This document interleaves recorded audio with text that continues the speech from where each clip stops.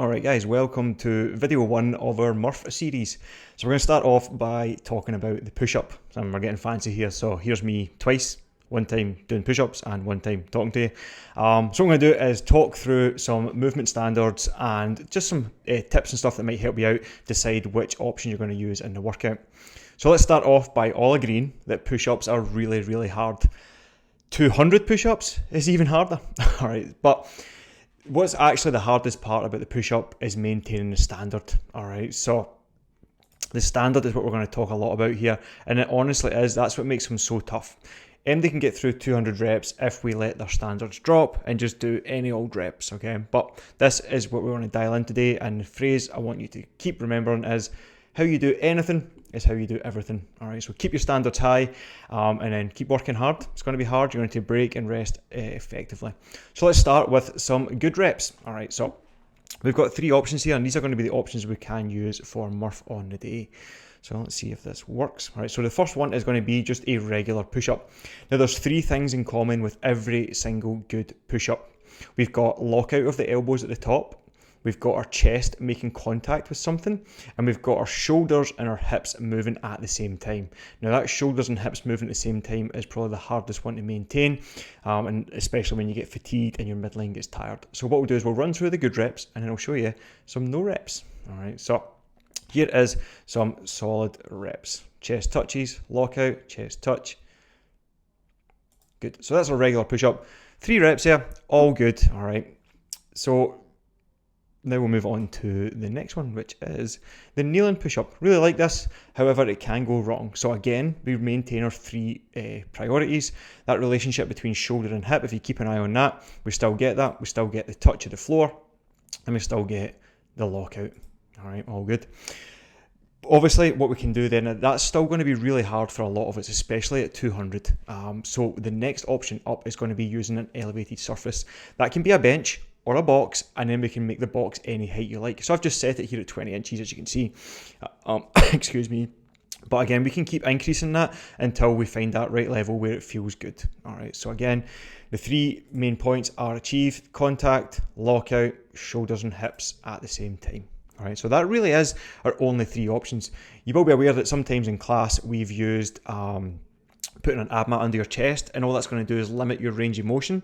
That's okay, as long as we're consistent with that. I don't mind that too much, but I'd rather see everybody pick one of these 3 options and really work their ass off to maintain that standard. Okay, so that's your push-ups. Let's talk about things that can go wrong, because they do. Even with the best intentions, your standards can slip when you get tired. All right, so let's get. These were actually much harder than you would think to try and record, especially after I just finished the workout. Hence why I look super sweaty. So the first one is the worm. All right, chest touches. Yeah, we reach lockout, but the shoulders and hips don't move at the same time. All right, so you need to keep an eye on that. That's number 1, is the worm. Next one is we'll call this the adult film star push-up. Right, so it is on the knees, but if you look at the angle there with the knees to the hip to the shoulder, it's not straight, and we really need that to be straight. We can potentially get our chest to the floor here, but you'll notice that the elbows go really wide. Not a great push-up, and really not effective, and it's not going to meet our standard that we're setting. All right, again, so if this is the option that you kind of maybe do, or you've tried to do, you would be better on an elevated surface, or just pushing the hands out a little bit further and try and maintain that straight line. Right, moving on. This is the half rep. All right, so getting down there, we're getting the elbows down to 90 degrees, but we're not quite making contact with the floor. All right, so need to avoid that as well. And then we've got, let me guess, the other half rep, which is touching the chest, but not reaching lockout at the top. Okay, you can do them all day long. So right there, we're meeting the straight line, the shoulders and hips. We're meeting that standard, but we're just not getting lockout. All right, and the next one is going to be, I think it's turbo reps. Okay, so these are the half reps where you're trying to cover up the fact that you're not making full extension and just trying to get the reps done as fast as you possibly can. All right, just pumping the floor. They're horrendous. Unfortunately, we do see them sometimes. So again, absolutely nowhere near extension there. I'm going to just go back. Sorry, we skipped far too fast there. We're way back at the good reps. As you can tell, it's my first time doing this, by the way. Yeah, so let's get back to those turbo reps, just because I thought they were quite funny. Those are the half reps, not quite like getting lockout. And then the next up is the turbo small reps. Now, they're really common in Murph when somebody's got a vest on, because the range of motion is already shortened because the vest is quite thick, and therefore you can try and get away with them. But no bueno, no good. All right. I think I just clicked the wrong button. We're going to see them again. Awesome. So next up is, this is quite common too. We can achieve 2 of the 3 standards here. So it's chest touching the floor and we're locking the elbows. But if we look at the hips, they don't move. So it's the entire chest. And what we've got is a lot of flexion through the mid back, which is really bad. And it's also, you're not doing the same amount of work. You're not shifting the same amount of load. You're not lifting the same amount of weight. So your body weight is limited. All right. So just the chest's moving, the bum and the hips are not. And then last but not least here is the... That's my favourite. This is probably the most common you're going to see in Murph, is the didn't quite make it rep. All right, so it's going to be when we get tired, we're about to lock out. We've done some good reps, we're about to lock out the reps, and we bring in the legs too early. So there's a good rep, nearly make it, knees come in, and we count that as a rep. That does not count, all right? That is not a rep, and you need to be strict with yourself as to not count those reps, okay? So the last rep needs to be good, and that's part of the reason why we should always avoid failure in the push-up.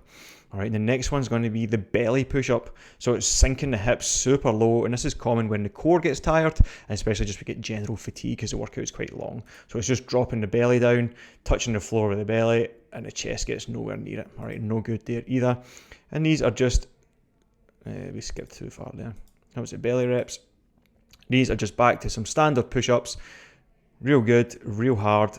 So yeah, keep your standards high, team, all the way through. You need to be kind of no repping yourself, because again, it's just about, we're here to get fit. So keep that in mind. It's not about your time and trying to blast through it. And we will be on the gym floor as well, so your coaches will be letting you know if you're not quite making the standard.